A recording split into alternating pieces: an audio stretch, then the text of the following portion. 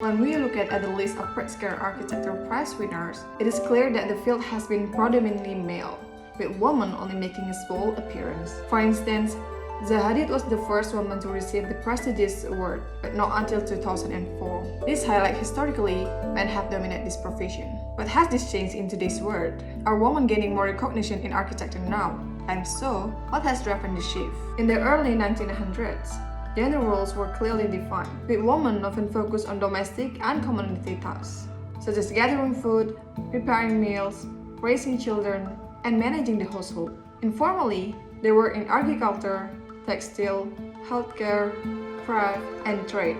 However, as societies evolved, women began taking on more diverse roles, including in architecture. Sultan Suleiman the Magnificent, while not an architect by profession, Khurram's role in the Ottoman Empire extended far beyond the typical domestic sphere. She became a powerful political figure and played a crucial role in patronizing and commissioning the architectural project. Her influence is evident in several structures, including the famous Haseki Sultan complex in Istanbul and the Hammam bathhouse she had built. Khurram's support of these works highlights how women, even in historical eras when they were excluded from formal architectural role, could still shape the architectural landscape through patronage and vision. The formal entry of women into architecture as professionals came later. Louise Batten, a groundbreaking figure from Buffalo, New York, in 1881, she opened her own firm, a remarkable achievement at a time when women were expected to adhere the traditional rule. Batten not only designed buildings, but also fought for the professional rights of women architects. She was a pioneering voice for equal pay and was instrumental in challenging the belief that architecture was a man's profession. In 1888, she became the first woman to be admitted to the American Institute of Architects, or AIA, marking a historic moment for women in the field. Through figures like Khurram Sultan and Louise Batten, we see that while women's role in architecture began from different angles, whether through patronage or breaking into the profession itself, they both contribute to shaping architectural history. From history, it is evident that women had fewer opportunities career in architecture compared to men, but this has gradually changed. Today, women are increasingly visible in the field, taking on leadership roles, designing innovative projects, and winning prestigious awards. While the profession was once heavily male-dominated, more women are now making contributions and gaining recognition. However, the question still remains: has the gender equality in architecture been achieved, or is there still more progress to be made? In the United States, although nearly half of architecture school graduates are women, only 18% of licensed architects are female, according to the Los Angeles Times. This gap highlights the ongoing challenge women face in transitioning from education to professional practice in the field of architecture. As research shows that sexism is evident in many aspects of architecture. For a long time, women have been objectified due to a patriarchal society that views them as a mere object. A subtle example of this can be seen in the design of famous architects like Arata Isozaki.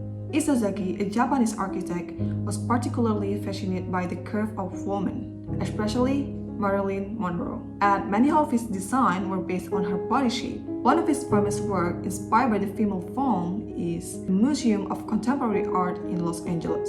His design not only reflects the female body, but his interiors also incorporate feminine elements. For example, the Marilyn chair, designed by Isozaki and named after Monroe. But Kaya Isozaki, it doesn't mean he discriminates women. It is just his reflections and admiration for the beauty and elegance he found in the female body. Isozaki's intention was not to objectify or discriminate against women, but rather to celebrate the organic and sensual qualities of their bodies through architecture. Like many artists and architects before him, Isozaki used the human body as a source of inspiration, seeing it as a perfect model of balance, rhythm, and proportion. This exploration of forms wasn't about limiting his creation to a single gender, but rather expanding the dialogue between space, shape, and the emotion they evoke.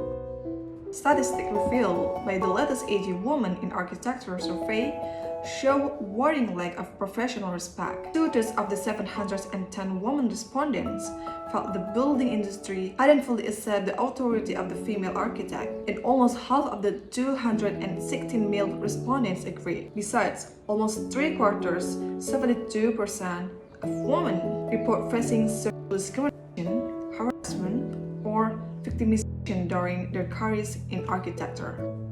Forms of discrimination also include confront with lower salaries. According to the U.S. Bureau of Labor Statistics, full-time female architects today still face a significant wage gap. This persistent disparity highlights ongoing gender inequality within the architecture profession, despite growing awareness and efforts towards promoting equal opportunities in pay for women. However, in my experience, I receive the same salary as my male friends, and I think it depends on company's policy and company's culture.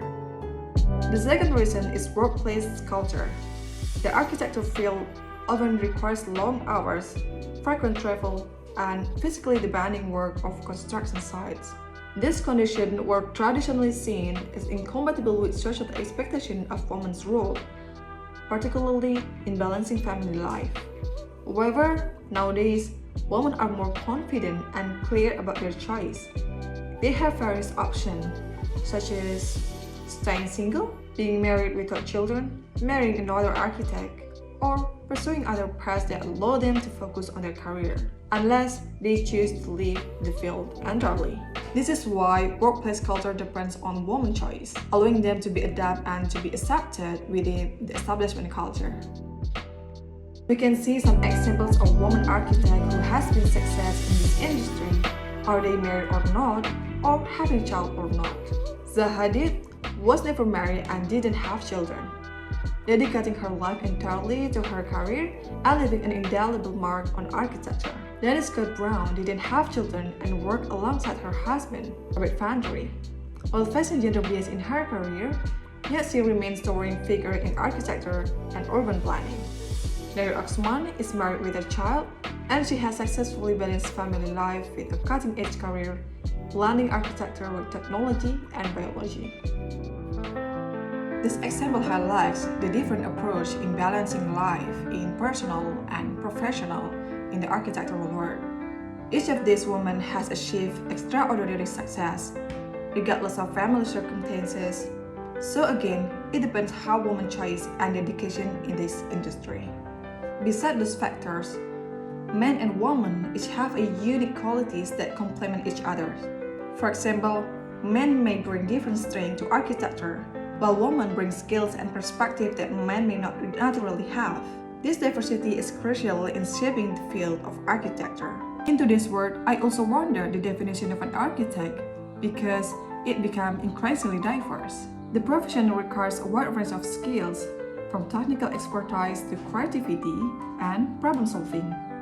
With first degrees like B.Arch, Bachelor of Architecture, M.Arch, Master of Architecture, M.A., Master of Arts, and MSc, Master of Science in Architecture, graduates specialize in different areas within the field. Given this variety, it no longer makes sense to distinguish architects based on their gender. Instead, we should evaluate architects based on their skills, creativity, and the unique contribution they bring to the profession. Whether male or female, the important factor is the ability to design and create meaningful, functional, and innovative work.